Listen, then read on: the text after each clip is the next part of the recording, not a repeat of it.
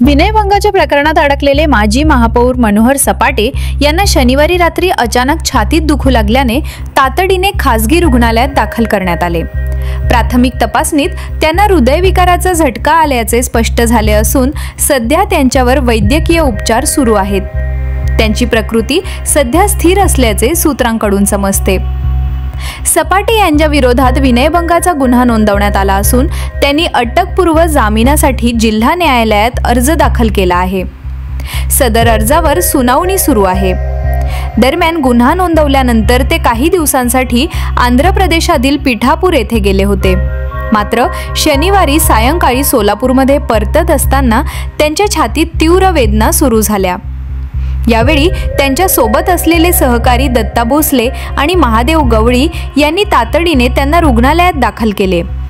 सध्या डॉक्टरांच्या निगराणीखाली त्यांच्यावर उपचार सुरू असून पुढील 24 तास अत्यंत महत्त्वाचे असणार असल्याचे सांगण्यात येत आहे।